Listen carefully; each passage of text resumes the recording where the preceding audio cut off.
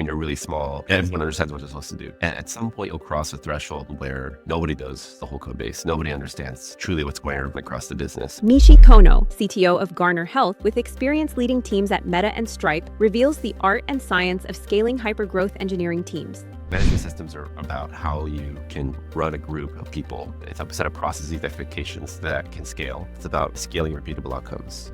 Don't formalize it. It's basically tribal. You want to make sure that as you scale, you codify these things. What's your tips and strategy to nurture a good engineering culture? I think a good engineering culture is one that focuses on engineering. You want a world where your best engineers are engineering the right systems. The only counterbalance is really the business outcomes. Shipping code in itself is zero outcome unless the system is being used. You emphasize a lot on accountability. How can you do that in such a way that still nurtures psychological safety and people aren't afraid to actually admit things that they are doing? Every time we mess up, we diagnose the situation to its root cause. We do this for all processes. We try to figure out the accountable individual, not to blame them and fire them, but really to learn, to understand. We don't let seniority, titles, or org chart determine who's right. Right is like a factual statement, not one based on like social hierarchy. One of the most difficult things a startup faces is, does the manager write code or not? As a manager, you can write code. I'm not going to stop you if you write code, but I will only allow you to be measured in your performance by how you manage.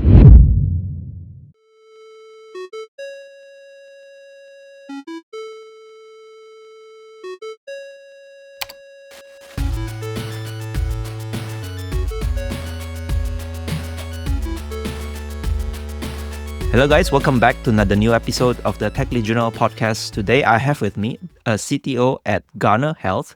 His name is Michi Kono. Today we plan to talk a lot about how to grow and scale engineering team, building cultures and things like that. Michi particularly also has some tips in terms of building some kind of a management system, engineering management, things like that. So I'm really excited to have this conversation today with you, Michi. Welcome to the show. Great to meet you. Thank you. Right, Michi, I always love to invite my guests first to maybe share a little bit more from your career. Any turning points that you think we can learn from you? Great. So early on in my career, I used to work at a few startups. And one of the things I realized is that, when I was looking for roles, I applied for a role once and my friends had told me I'm not qualified for that role. And I ended up getting the role. It was for a lead engineer position. And it was actually a big turning point for me because that startup did really well. I was one of the early hires and it sort of started my journey into management. And so I always tell people, don't reject yourself. Like that's someone else's job. What's the big harm in, interviewing and not getting the role? And so I look back at that moment as like one of the most important decisions in my life. Cool. Yeah, that's very good thing to, give as an advice, right? Because sometimes when we get rejected, we kind of like put yourself into the box, right? We think we are not good enough based on whatever feedback that people gave. So I think thanks for sharing that. So maybe if you can dig a little bit deeper into that particular role, right? What makes you actually think that's a career turning point? Is it like the kind of growth, the kind of learning, the kind of opportunities and things like that?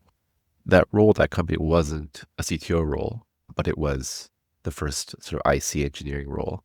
And so I ended up writing the whole code base. And because I was the first on the team, it sort of led to opportunities to lead the teams. And over time, eventually I was promoted into management. And, that was very early in my career. I'm not necessarily saying that was the right time for me at the time, but it was an opportunity that I wouldn't have had.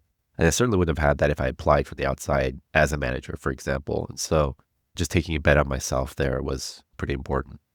Yeah, so I think if I saw your career, right? So you started from this startup, it got acquired, and then you moved on into, bigger companies like Capital One, and then Meta, and then Stripe, and now to Garner Health, right? So maybe from your journey, right, it seems like pretty unique and interesting because you have seen, being acquired in a startup, right, and working in a big tech, a big enterprise, working in a, like financial services, and now in health. Do you see some kind of, like skill sets that you think you learned from when you were younger up to now that is still pretty relevant regardless of industries and companies? I think the most important theme, maybe we'll see this in other parts of my answers, is around just communicating well. A lot of times as engineers, we can be really focused on like how to write the code right or how to build the system and then maybe not solve the problem when you finish building whatever you're building. And that was something that I learned early on. I think, first of all, I did some consulting at one point, and that was very helpful because that forces you to focus on like what the client wants. But also I remember, so yes, my startup was acquired at one point, and I joined Capital One. And it was interesting because Capital One was kind of in the middle of acquiring a lot of startups at the time. Little acquisitions, not huge ones, but they were just kind of trying out the whole acquisition thing. And there was a small community of us, sort of people that were acquired. We were all about the same title. We all were about the same company size, same org level and size. But I remember speaking to most of my peers, and all of them were just waiting to quit. They were all just, they were just there to hang out and then leave in 18 months or whatever it was. And I remember thinking distinctly, and I told my team, hey, we're here regardless for the next few years. So let's make the best of it. Let's commit to being here and understand what it means to be in a bigger company. It's not like being in a small company.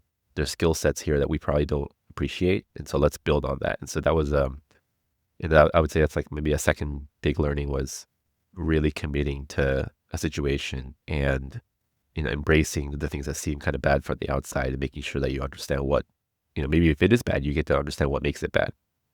Yeah, I've heard By about. the way, Huh? I just Sorry. want to add, like, it wasn't bad. I was there for 5 years, so it was a great employer, just in case people might misinterpret what I was saying there.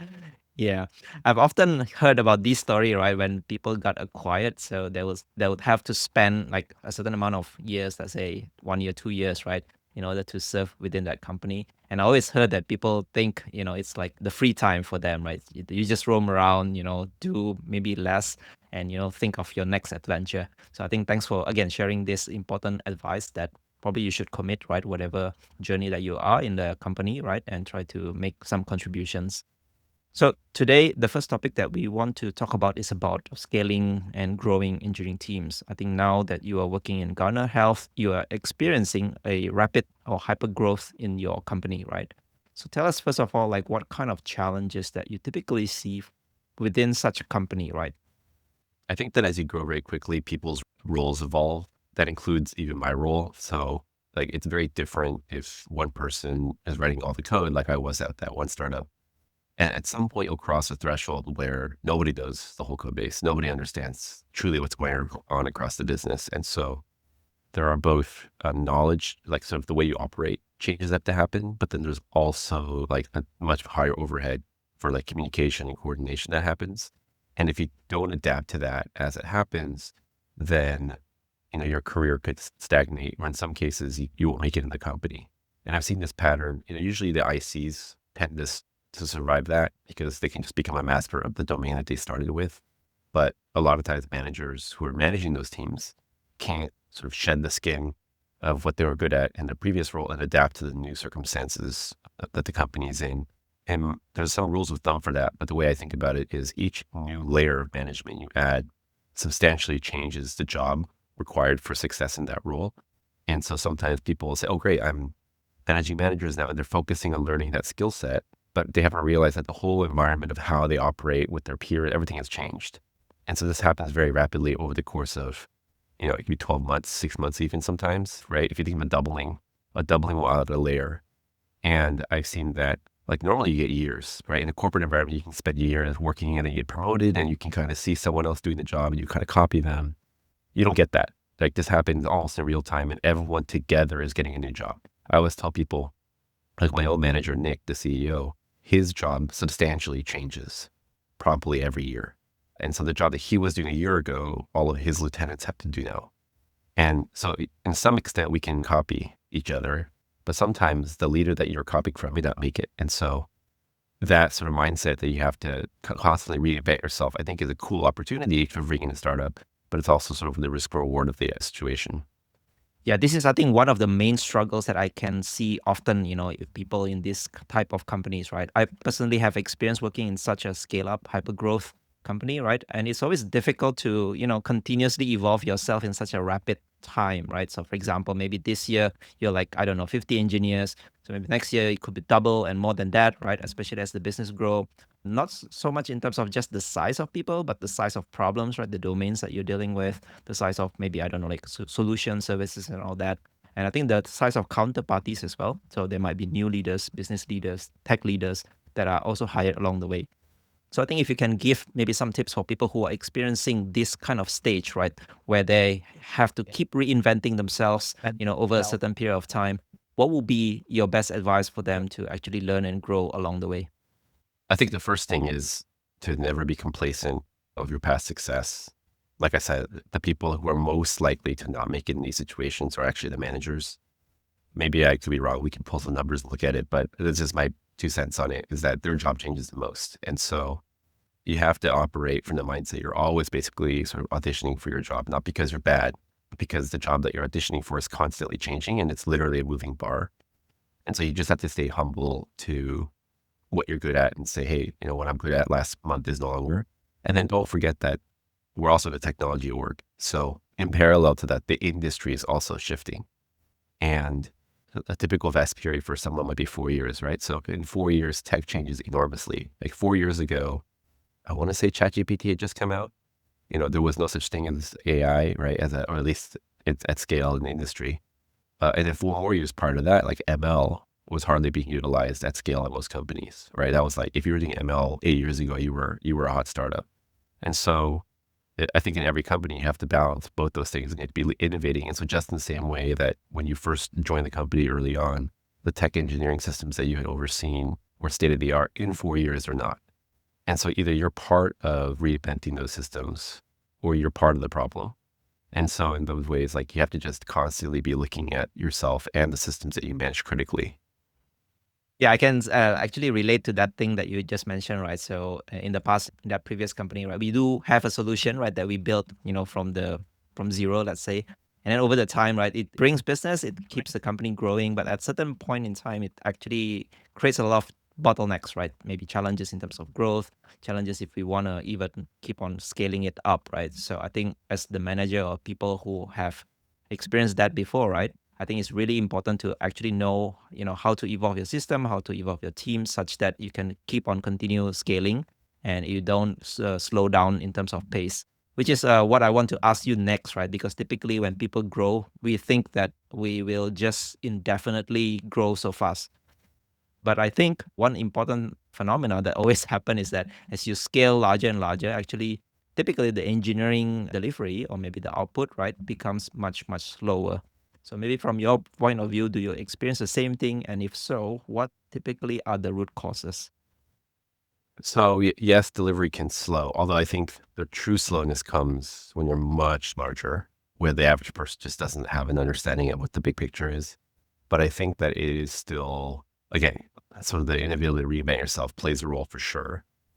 Maybe triaging less the symptoms, but more the incentives I think are important. So like a lot of times when you're really small, everyone understands what they're supposed to do. You may not even have to assign work. People just sort of do the right thing, right? And then as you get larger, people no longer can do that, or at least very few people could do that, right?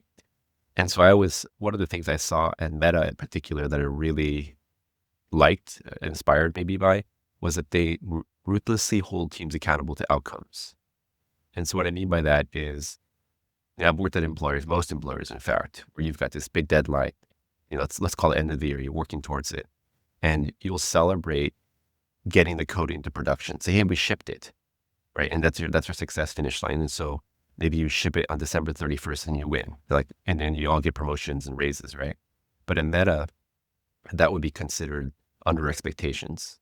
So they look at the outcome. So what's the outcome that you're doing for the business? And so shipping code in itself is zero outcome. No, unless the system is being used, right? So I remember a situation where we shipped something to production. There was no traffic on it, but it was celebrated, right? But at Meta, I remember a situation where a colleague of mine had spent 6 months working on a system. They shipped it at global scale and it had, a couple hundred users a month using it, which is considered like basically non-existent. And so even though they had worked 6 months to ship it and build it and deploy it and get it used, they ended up getting a below expectations rating because the outcome they were being held to was that this metric had moved or whatever thing was in that team. And obviously that sounds terrible. Like you could spend 6 months to deliver everything you're supposed to do and yet you get below expectations. But what that did, if you zoom out and think about what people do, as individuals, is when you get assigned work to work on this thing for the next 6 months, you will audit that. Be like, well, hold on. Is this actually something that'll get used? Is there a way I can ship something in 2 months? Maybe test the waters. And if it's bad, I got 4 more months to work on something else. Like it really creates the incentives down at the individual level to really understand the picture. At least you need to understand the big picture for your part of the work in a way that I think creates global outcomes that are optimized. And so I always thought about that of like, there's got to be some balance. Like, I think Meta maybe does it to an extreme that can be quite stressful, but I always thought like mentality of holding engineers accountable for the outcomes ultimately helps them make better decisions and it really empowers them. There'll be times where I saw engineers would say no to their own leadership because they would say, hey, you're going to put me in a situation that I don't want to be in. This is not okay. This is a bad idea. We shouldn't do it. And that kind of stuff you just don't see anywhere else. But it comes from the incentive structures of be holding them accountable if it goes poorly. Yeah, that's exactly what I wanted to ask the next, right? Because in many organizations, typically also sometimes the order or maybe the instructions are given from the top, right? The top feels that this Yeah. strategy might work.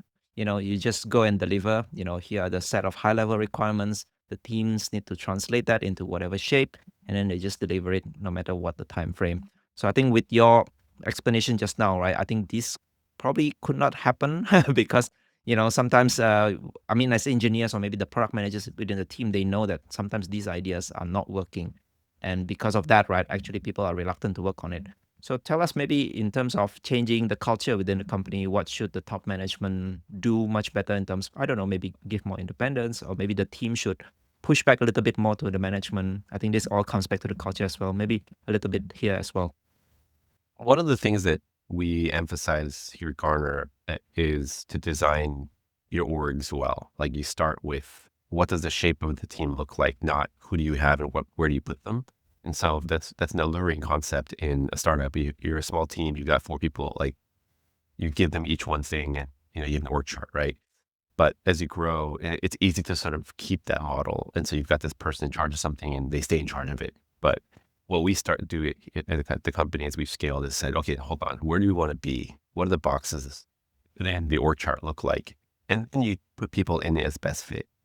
And what this does is it starts from first principles. And so there could be a reorg that gets caused by that. But the idea is that you're evolving your business based on what you actually need, not so much who you have right now, because you can always hire more people to fit the right skill sets that you're missing.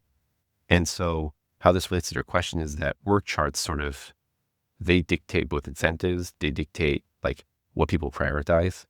And so if you create your org chart in such a way where teams don't have autonomy, you create huge problems. I guess like an extreme example is each different type of engineer reports to a different manager, right? So you've got like a QA engineer, a front-end engineer, a back-end engineer, and they all report to different managers, right? So you've created like a very complex matrix organization. And that makes sense. Like your marketers are in marketing, your salespeople are in sales, obviously. But the problem is that if you're not careful with how you structure that, you're creating overhead in a way that makes coordination difficult. And more importantly, different managers might prioritize different things. And so you can imagine the extreme world where 2 managers just incentivized to do 2 different things, and then you have bad outcomes occur.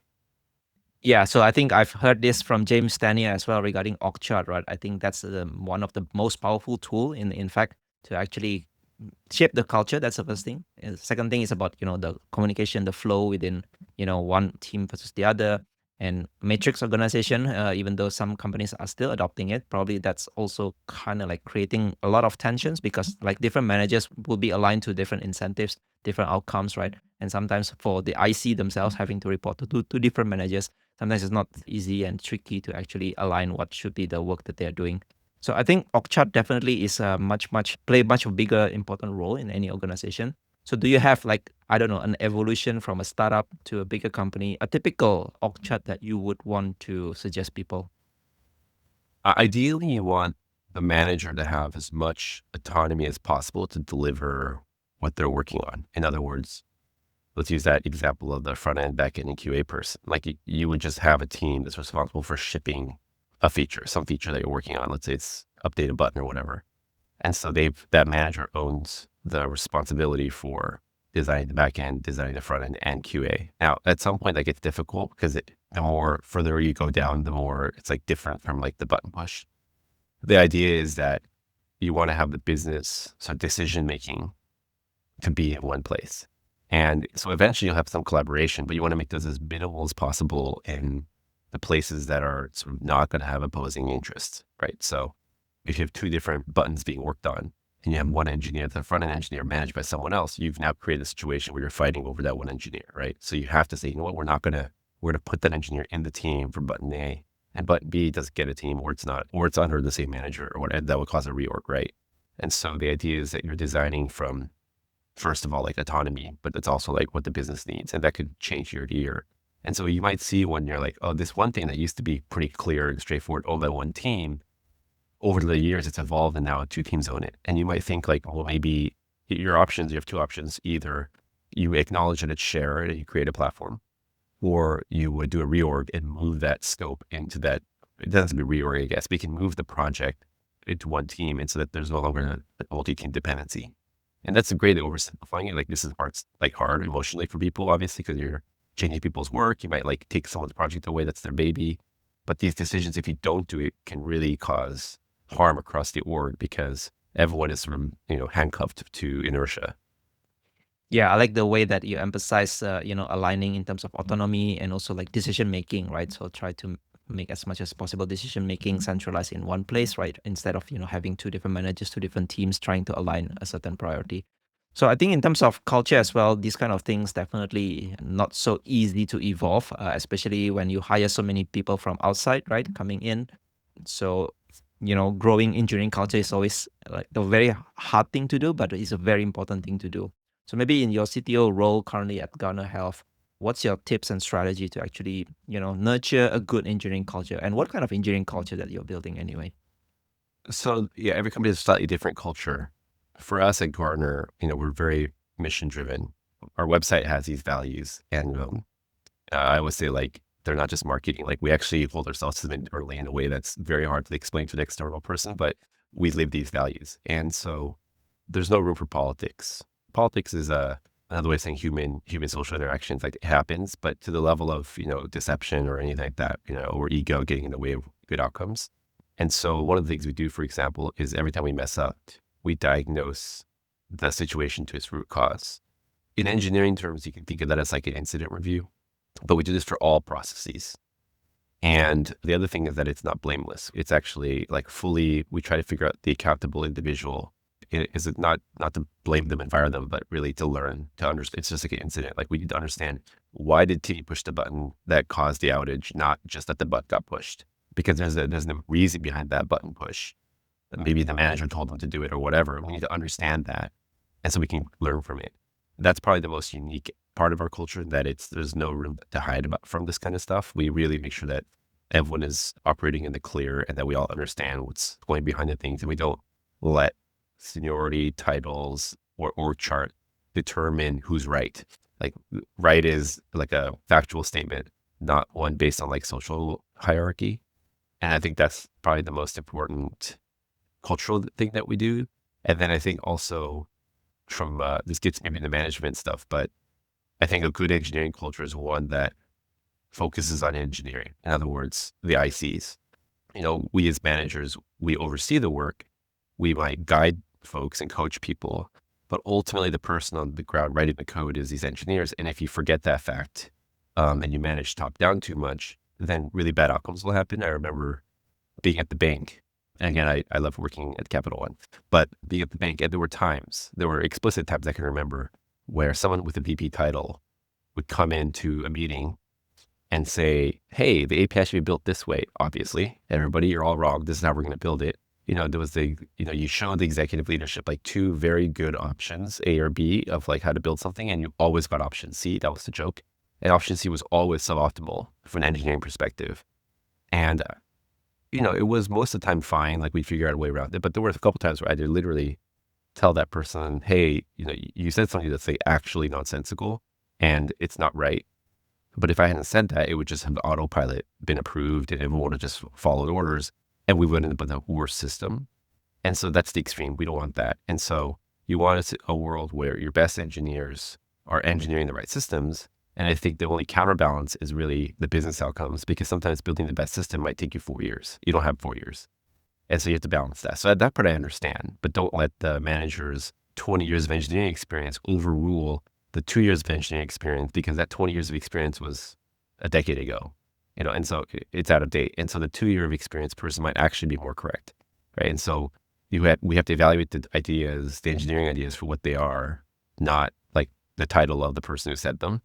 And sometimes even as CTO, I say stuff, and I always tell people like, I could be totally wrong. I know I have this nice title, but don't take what I say as an order. It's just an idea. You're welcome to tell me I'm wrong. And I get going back to diagnosing root causes. The last thing I want is the diagnosis of the root cause to be because Michi said so. Yeah, thanks for sharing such a good story, right? So because in many typical organizations, sometimes it's the role that actually determines, the kind of work that you do, the kind of things that you prioritize. So I think the most important thing just now when I heard you mention is also to emphasize a lot on engineers, right? So engineering culture means like, yeah, you really care about the engineers and you don't just, manage them as if they are just resources for you to do the work. I'm a little bit intrigued when you mentioned about, like your kind of like root cause analysis is slightly more nuanced than the blameless, right? Because typically people talk about Yes. blameless, postmortem, root cause analysis, and things like that, and you emphasize a lot on accountability. How can you do that in such a way that still nurtures psychological safety and people are not kind of like blamed or people are afraid to actually admit things that they are doing, or maybe even like they are afraid to take action simply because they don't want to be accountable at the end?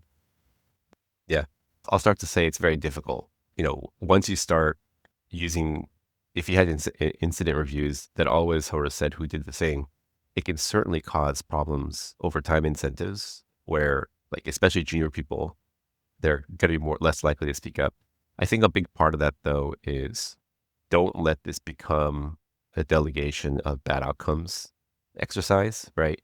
Like there'll be plenty of times where the root cause is literally because Michi said so. And so the learning is Michi needs to be more careful about what he says. Like I have done these diagnoses myself and taken the accountability where I messed up.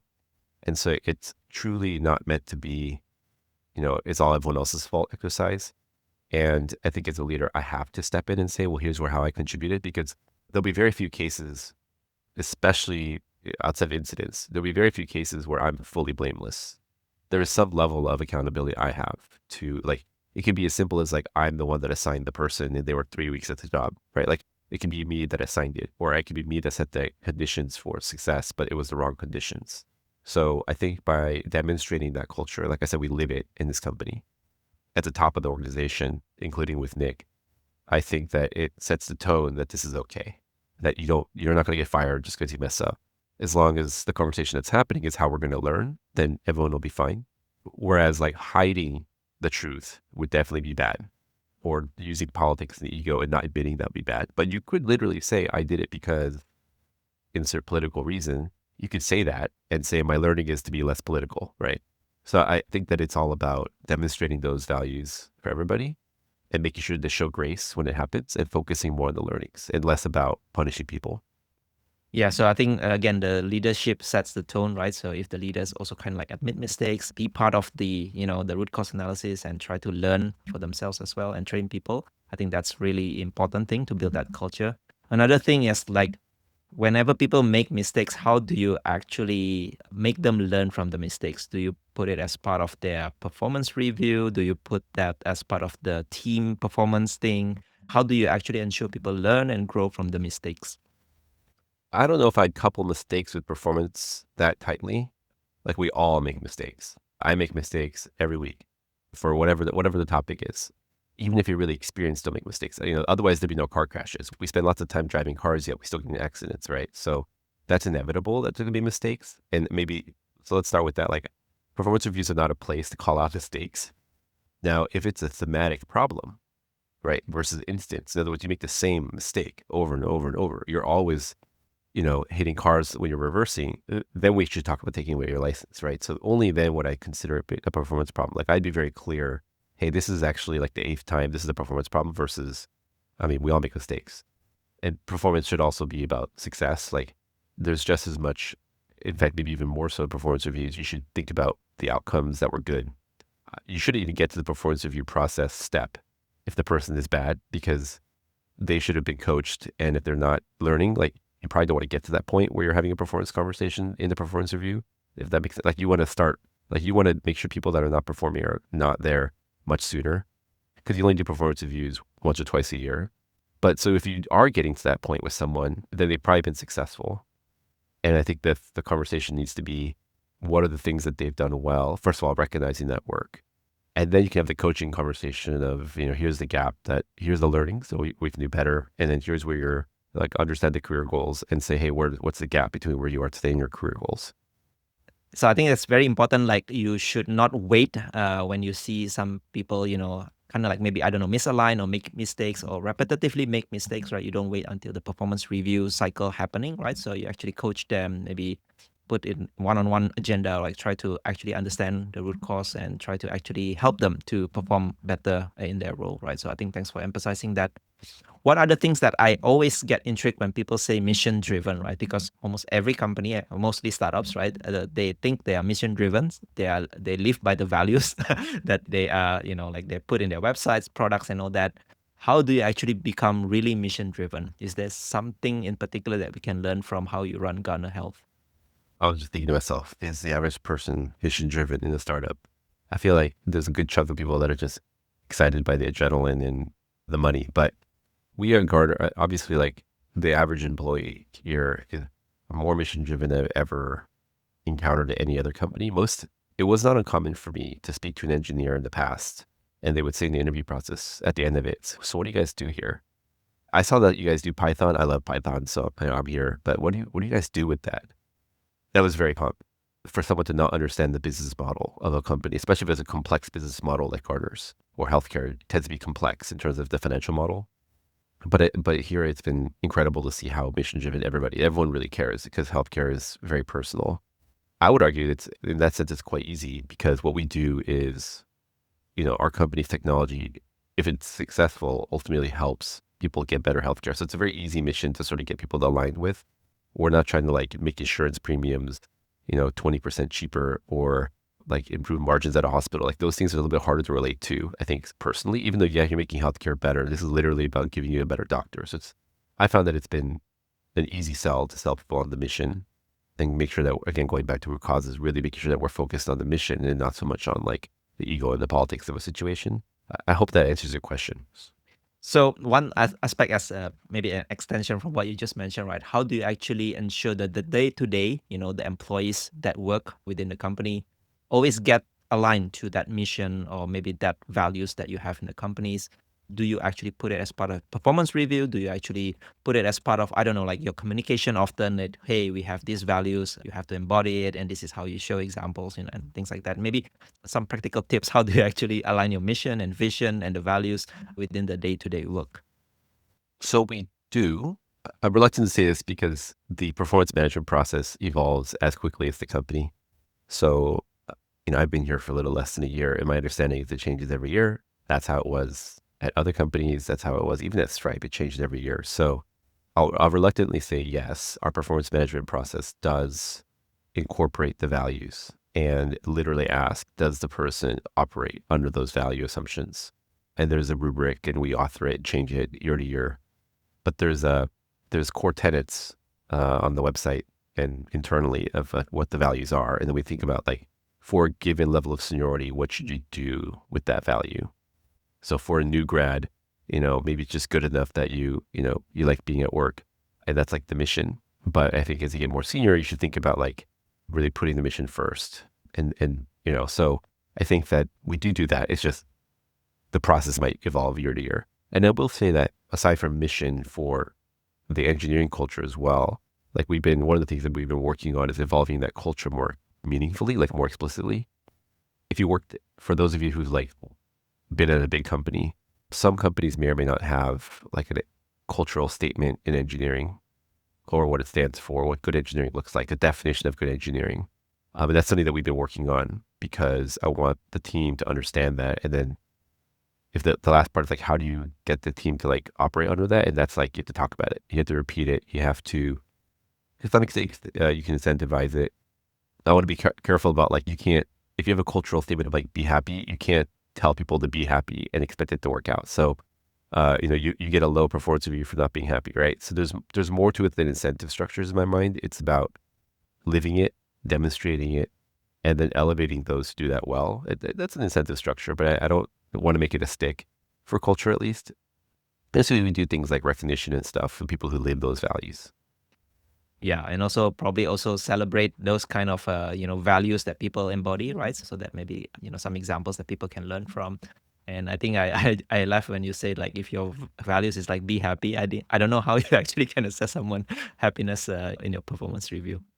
So maybe let's move on to the next topic, which you have touched on a little bit as well. So in a pre recording of this conversation, actually, you mentioned that you put a lot of emphasis in building management systems in your organization, right? So first of all, maybe tell us a little bit more. What is management system and why is it so important? So, in a nutshell, it's about scaling repeatable outcomes. To give an example of like a really rudimentary one, it's like to have a stand up. Everyone understands that, what a stand up is, at least these days. If you go back 20 years, maybe not. And like, why does that exist? Well, it's a reliable thing that we can all look at and say, this happens. And that's the place that you tell your manager, hey, I'm stuck.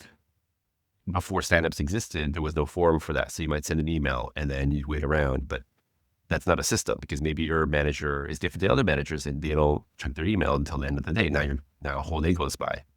And so someone created that notion of a stand-up to set an expectation to how to interact with their manager. And so, Agile and stuff are systems like that, right? And so management systems are about how you can run a group of people. It's a set of processes, expectations that can scale. And key to that is that it's probably not stationary. It evolves with the company and the team, but you want to formalize that. And so if you don't formalize it, then, going back to the boxes, it's basically tribal. And so if the person that runs that thing disappears, you can lose that system.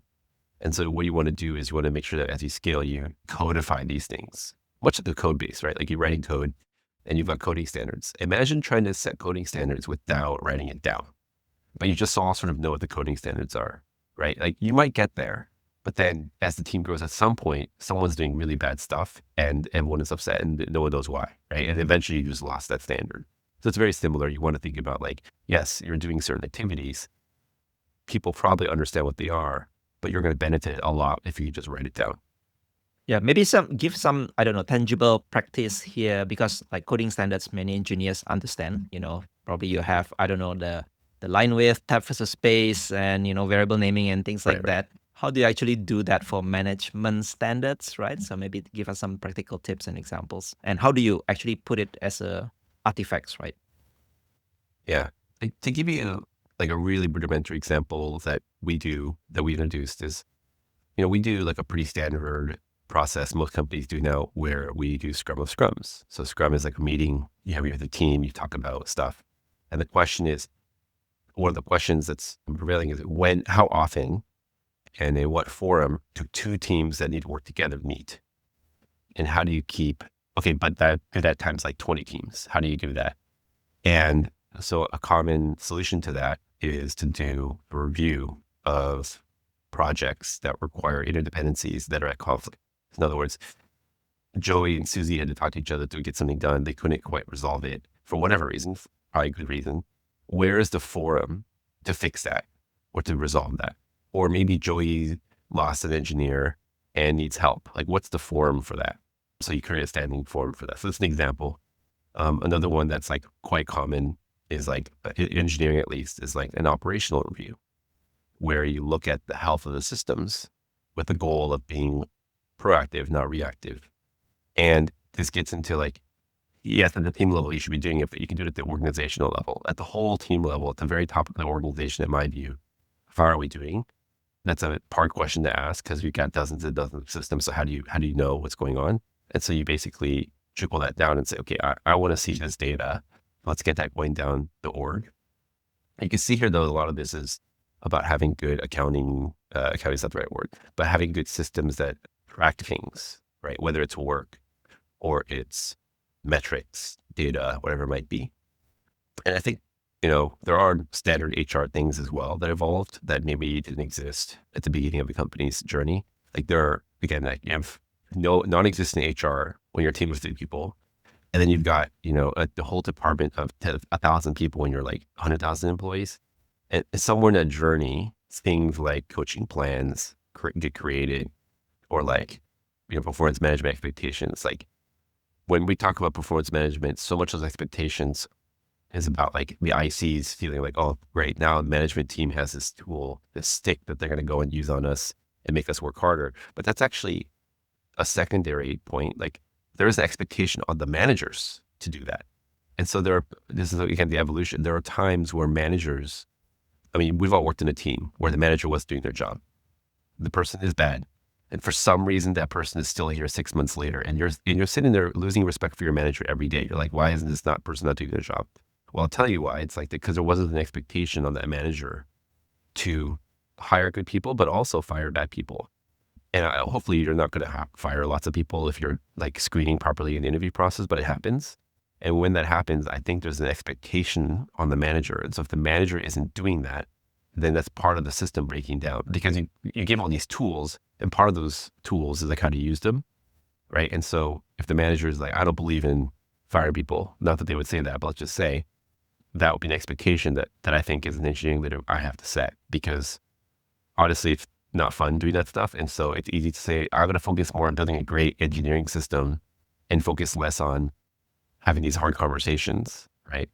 And what I would do is CTO, I would say, hey, we have to do that. That's managing the people is part of managing the systems because people maintain the systems. And so you have to hold just as high of a bar on the people management part as you would on the system management. Yeah, so I think there are a few key things that I listened just now when you mentioned, the explanation, right? So first thing is definitely expectations must be clear, right? Second thing is that you probably need to put it down somewhere, right? So whenever, people leave, you should not have this knowledge also gone along with the person, right? So maybe the writing culture is very important as well. Maybe you can codify that as, I don't know, like how the way things work, way of working, some people call it, right? Or, like GitLab also has a very good example where they codify everything and open source it, in fact, for people to learn. So I think leadership also play a bigger role in terms of, codifying these standards. So in terms of hiring managers, I think this is also part and parcel of like executive role because once you hire so-called bad managers, I think it's very, very difficult to actually maintain the standards, maintain the expectations and things like that. So tell us what's the importance of manager role and what do you think should executive do in order to avoid, like hiring bad managers? Let me start with the second half of that question, I think, which is like basically how to build a management team, right? I think that answers the first. So for me, I think that we should be very clear with what managers do.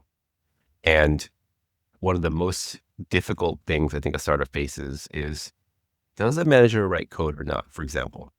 Because when you were a team of 10 people and you were CTO and you were managing 5 engineers, you were definitely writing code. At some point, that statement becomes false. And it becomes false because you're actually causing more problems as a manager writing code than helping it. That's because there's all these other things you have to do that require your attention. Again, we have to evolve ourselves. And so one of the most important things to decide is, when does that cutoff occur? When in the company's history do you stop asking managers to write code and manage them accordingly?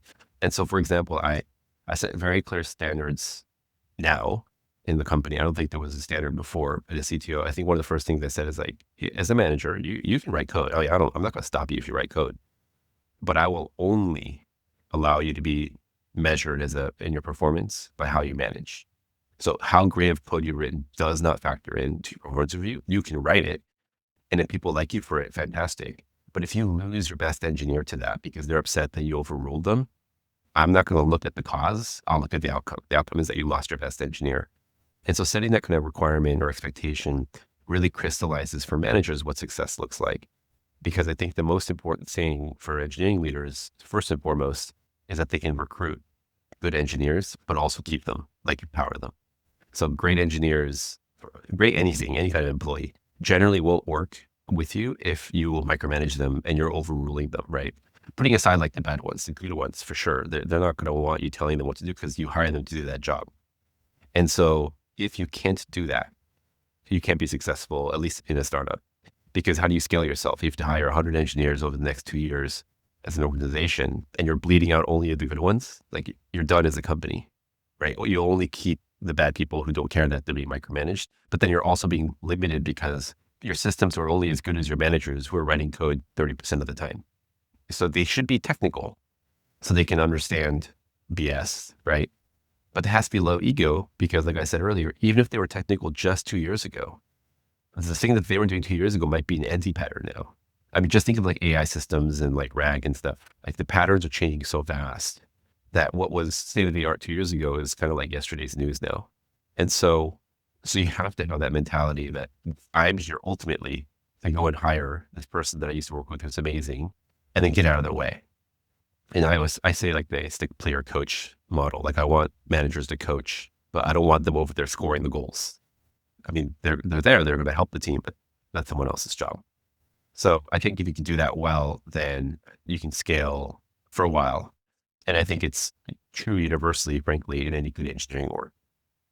Yeah, I think the art of letting go is always the difficult one, especially if you start as a good IC, right? As you grow into senior, you Right. develop solutions, write code, and typically it's like great solutions, great code, right? And then you move into the management role. That's when actually the trade-off starts to become like a battle, right? So do I write less code? Do I, hands it off to the engineers? So maybe for the strong ICs out there who typically avoid, being a manager simply because they still love to write some code, right?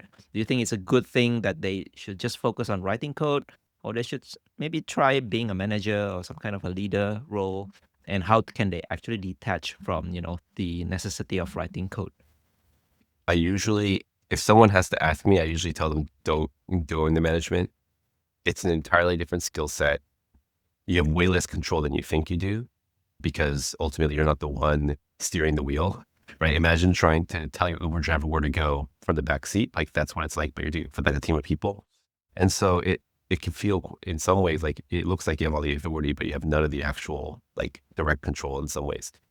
And so it can be frustrating. It's an entirely different skill set. The lows are very low. Like when you're, politics in a big company, the politics can crush you, but you're also in a small company expected to write code while managing. Like it's a very challenging place. You have to figure out the right balance to use your skill sets. So I always tell ICs, if you're capable of writing code, you should stick with that for as long as you can until you feel like you're not capable anymore. Management is not like a side hobby to try out. It's because if you think about it, if someone says, "Hey, Michi, I want to try managing for a little bit. What do you think?" I want you to imagine me saying, "Cool, Henry, this is your manager now." They just want to try it out, right? Like you're not cool with that. So you need to hear from me. No, they're all in. They're here. They're going to be here for years. They're going to help you succeed, right? So if that's not their mental model going into it, you're not going to, it's probably not going to create good outcomes for you as a report. And so I'm like really focused on the person having the right motives, really, they're not there for themselves. They want to succeed for the business. They want to help the team succeed. They want people to succeed that are working with them, and not because they want more authority over like what gets done, right? The reality is it's just not true. And some of the most difficult parts of running a company is frankly like letting go of people or changing projects. Like imagine you're working on this amazing new system for 6 months and then I tell you, we're not going to do that anymore. Like that's a really hard conversation. People might quit over that kind of stuff. Or I could say, you're not the right person to maintain that anymore.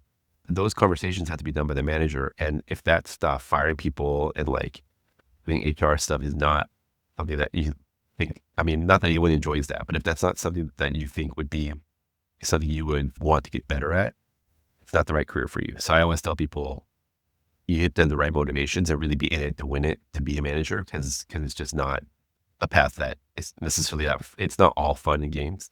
At the same time, it's also a one-way path. Like I think it's very difficult to go back. So once you step into this thing, like I said, you have to be committed to it. It takes a couple of years, just like with engineering, to get good at it.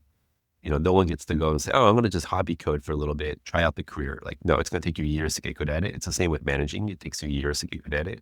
And so by the time you're like, okay, I kind of understand what's going on here, but maybe this isn't for me. It's a year or two has gone by, right? And you have to go through at least one promotion cycle to see what it's like to promote people. That takes some time.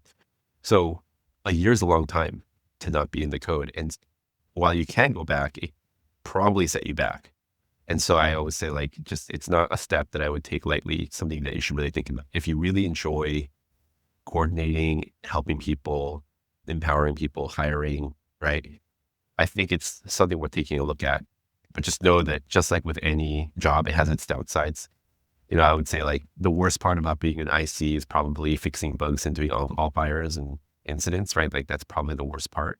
And if someone said to, yeah, but I don't want to do that stuff. Like I just like writing code.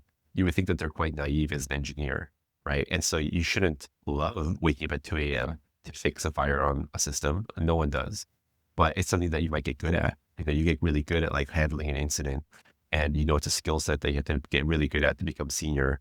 And you have to know, there's gonna be some fire, and you have to fix it very quickly under a lot of pressure. That is part of the job for being an IC. There's an equivalent of that in managers. And if that stuff is like terrifying to you, you're like, I don't want to do that. I would think twice. Yeah, dealing with people is always maybe the art, right? When become a manager, right? Yes. So because like code can be very structured and maybe it's more like binary, right? One or no, yes or no, right? But with people, sometimes it's very ambiguous and like what you said, right? You cannot put a control on, like you think you are the leader and you have the authority, right? But sometimes you actually cannot control what actually happened in reality. So I think, being a manager definitely requires a different skill set, and sometimes it can be really rewarding, becoming a good manager that people Yes. love, right, and achieving a certain outcomes as a team, right. But definitely, it requires a different skill set. So how about becoming a CTO? Because I understand that becoming a manager is one thing, becoming like a people leader is one thing, but becoming an executive, I mean, I don't know, like maybe in your role, right, currently in the Garner Health as a CTO, I think it requires a different skill set as well. So what do you think are the difference between, manager, people manager, and also the CTO role as a executive role? I don't know I'm not sure if there's two, but there's at least one I can think of. Let me start with the first one I think of, and then I'll get to the second. So the first one is maybe not necessarily exclusive to CTO, but certainly at the more senior levels, like you have to be proactive, not reactive. You have to be thinking about what's happening in 6 to 12 months or 18 months, or the bigger the company, the further out you have to be thinking. And if you're reacting, then you're screwed. And the reason you're screwed is because, going back to the Uber driver thing, imagine that I'm managing an Uber driver, and then imagine that there's someone managing me on how to drive that Uber driver, right?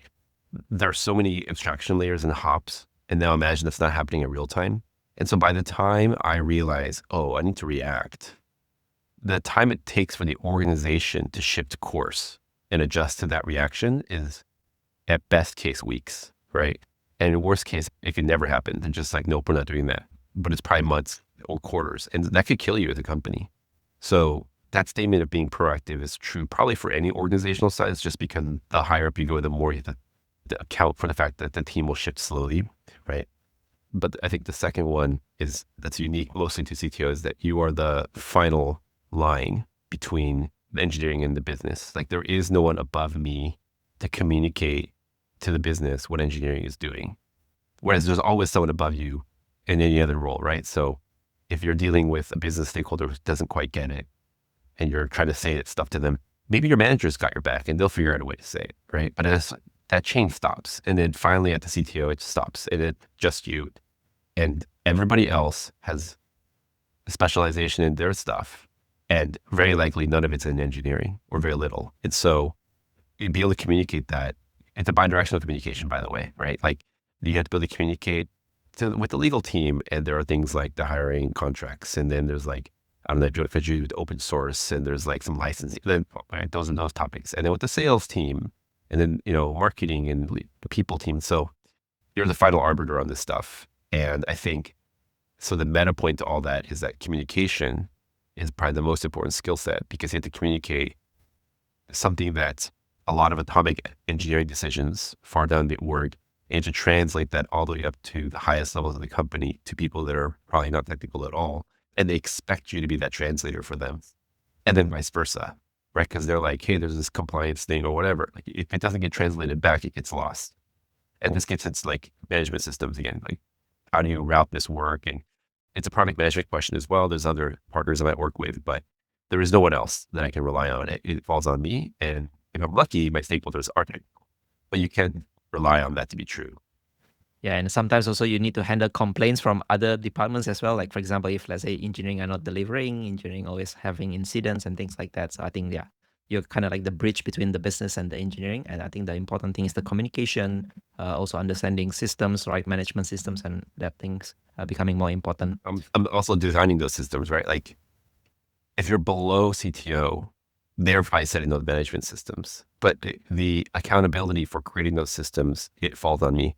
I'll also say that like the accountability to know which systems you need and being proactive about that is also on me. And so again, it goes back to like, you just have to, this is true for any executive role, right? You just have to think about what level of scale you're at. When is the right time to introduce something that's annoying, that, might feel like busy work for people, but it's actually really important to scale the org. I think a good example debate we have is metrics. Metrics is actually a great one because some companies start with metrics when they're very young, but realistically, where you're more interested in closing the sale than looking at a dashboard. And so you're just writing the thing. At some point, some of the very low level metrics of these systems becomes important to look at it at an aggregate, but may not matter in the moment when you're building it, when you're just shipping it for money. But if you go to like really, really big companies, everything is measured out. There's a KPI for everything. There's different levels of maturity on this, but generally the businesses that are much more data driven, once they're really, really big. So somewhere between when you're a 2-person startup and when you're a 20,000 person company, you've brought in this concept. And there's different levels of that. At an extreme, you're doing like at scale experimentation, A/B testing. The question is, when do you bring that in? So those kinds of things, I think, are the things that, again, it doesn't have to all come from me, but I'm accountable for it. Yeah, so thanks for mentioning that. How do you create systems, right? I think it's very important as an executive to actually first look beyond, right? Your job is to be proactive, not reactive, right? And how to design systems in order to be more proactive towards those kind of things. So you have worked in multiple companies, right? Stripe, Meta, Capital Yes. One, and all that. Do you think there are some non-intuitive thing that you learn from those organizations that you want to share with us as well?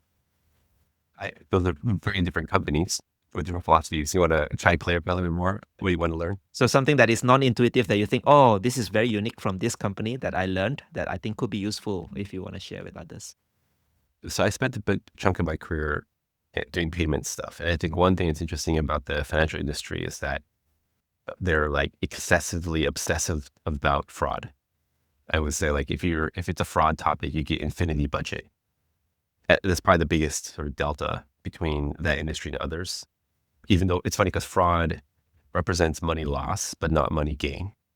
So it's a very tricky balance because you're trying to build features, but those new features all have some kind of fraud vector. And so there's like this internal war always between sort of like the compliance and control, the risk side, security side of the business with the sort of the revenue and feature generation part of the business. And getting that right is really critical. Like I did consulting once for, I don't want to name the name, but a financial institution that's not Capital One. And it was the innovation project. They were working on building this new thing. It was going to be this amazing new product, consumer product. And this is like a global brand. And internally, it was a huge fight because every other department was like, this is not worth innovating on. It kind of disrupt our business model. And what are all these different ways and basically they use fraud and risk as a way to kill the project. And so I think they were talking about like phishing and, the login screen can have phishing attempts. And so it's like what I would say that they were probably valid. I don't know. But, the innovation is very difficult in that space because you have this like huge department in the company who's motivated to just kill any good idea, and for good reason, perhaps. And the companies that can figure that out, like Square and Stripe have figured out that balance perhaps, but it's interesting to see that war. So that's something I observed. Yeah, thanks for sharing that. And it's always, challenging to prevent fraud. And maybe if I can bring it up, also security, right? It's always a balance, right? You want to be secure, but at the same time, you want to innovate and create new things and disrupt the market and all that, right? But sometimes security also needs to take a priority as well to protect your users, protect your systems, and protect your company altogether. So Michi, I think we learned a lot from the conversation. Before I let you go, right, as we wrap up our conversation, I would like to ask you one more question. Typically, I ask the question called the 3 technical leadership wisdom. If you can think of it, just like 3 advice that you want to give to the listeners, what would your advice be? Yeah. The first one I'd say is be willing to be wrong. Like I said earlier, like you have to, if you don't do it, no one else will. And be willing to make very hard decisions as a leader. Choice A versus B. Not making a decision is in itself making a decision. And so I'm sure you can all imagine those times where you had some proposals for an executive and then you're all waiting around for them to make a decision. Like that's a decision. You just killed the team for a week. And finally, I'd say there's a famous sort of adism from the CTO of Meta, but he used to say that communication is the job. And I'm a big believer in that as well. Like, I think if you can't communicate well in various ways, not just what I'm thinking, but in terms of what the priorities are, what people should be doing, what the expectations are. If you can't do those things well, then you probably can't be successful as a leader. Wow, lovely wisdom. So thanks for sharing them, right? Especially the last part, right? Communication is definitely the job of a leader, right? Especially if you want to communicate, over communicate, and make sure that the teams are aligned and get the priorities right.